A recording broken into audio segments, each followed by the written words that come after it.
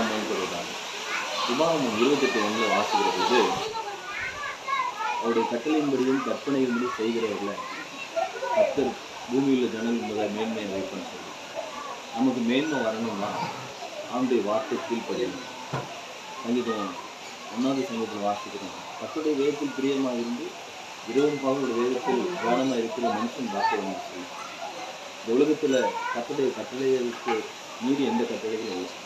ஆண்டவர் நமக்கு எப்படி நடக்கணும், என்ன செய்யணும், எப்படி பேசணும், எப்படி நித்தியராஜ்யத்தில் பிரவேசிக்கணும் என்பதை குறித்து நம்ம வாழ்க்கை குறித்தான அநேக கட்டளைகளை கொடுத்துருக்கோம்.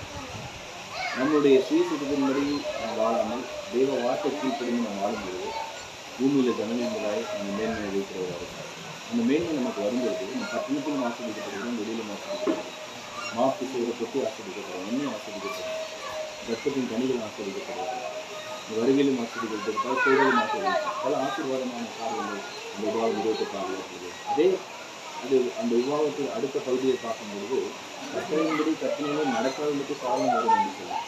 ஆனால் நமக்கு சாபத்தை நம்ம எதிர்பார்க்கறதில்லை. ஆனால் ஒவ்வொருவருக்குள்ள மேன்மை வேணும் அப்படின்னா தேவனுடைய வார்த்தை கீழ்ப்படிந்து அந்த கட்டளையின்படி நம்ம நடக்க நம்ம கவனமாக இருக்கணும்.